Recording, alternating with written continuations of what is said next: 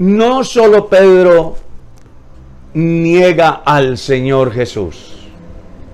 Así quiero titular la reflexión basándome en el capítulo 14, el versículo 66 al 68 del Santo Evangelio según San Marcos. Leamos.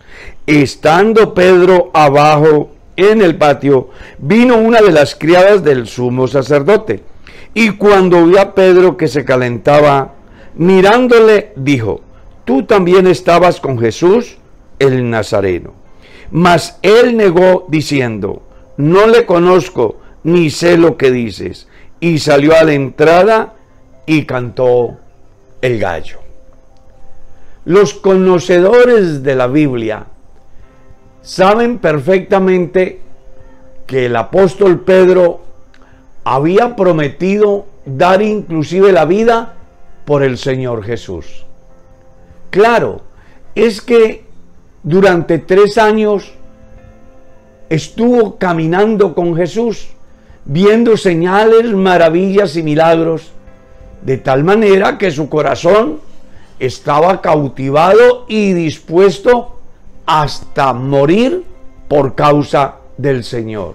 Sin embargo, un día, en un momento difícil, cuando es precisamente cuestionado acerca del Señor Jesús, él toma la decisión de negarlo. Y desde entonces los cristianos muchas veces hablamos al respecto diciendo que Pedro no debió de haberlo negado, puesto que había visto tantas maravillas y tantos milagros, y además Jesucristo lo había hecho su apóstol. Sin embargo, es interesante contemplar este pasaje porque nos da una lección muy grande a los cristianos de hoy. Pues más allá de que hoy algunos se escandalicen de la actitud de Pedro el día que niega al Señor, es bueno que comprendas que muchos hoy igualmente lo hacen. Eso es lo que Pablo deja ver en uno de sus escritos cuando dice: muchos profesan conocer a Dios, pero con sus hechos lo niegan. Y cuando el apóstol dice muchos, es porque en los días de la iglesia primitiva hubo cualquier cantidad de personas que, habiendo abrazado la fe frente a una situación difícil, optaron por negar al Señor con sus hechos. Y esa historia no es ajena a nuestros días. ¿Cuántos llamados cristianos en el último tiempo, a causa de la coyuntura que se vive, no han negado al Señor? Claro que sí, con sus palabras, con sus hechos, con su indiferencia hacia su vida cristiana, a su vida devocional. Más allá de que en un principio hayan hecho cualquier cantidad de promesas diciendo que van a ser fieles a Dios hasta la muerte, se ha presentado un momento como el que le pasó a Pedro y como el que vivieron algunos en el primer siglo, y entonces renuncian y además niegan al Señor Jesús, el cual los salvó y los compró a precio de sangre.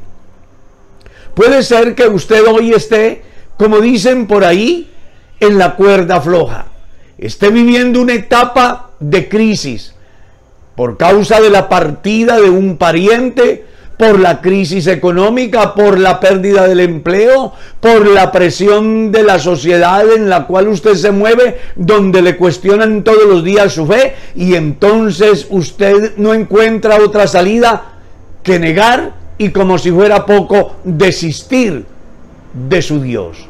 Pues hoy hay un llamado para que no caigas en la tragedia de Pedro y de otros. Más bien levántate y levanta la cabeza y comprende que a los que a Dios aman todas las cosas les ayudan a bien. No sabemos por qué momento estés pasando, qué situación estés viviendo, pero algo sí debe de quedarte en claro: Dios ha dicho estar con nosotros todos los días hasta el fin del mundo, y hoy no es la excepción. Así que vale la pena que usted, ahora más que nunca, pruebe que es un verdadero cristiano.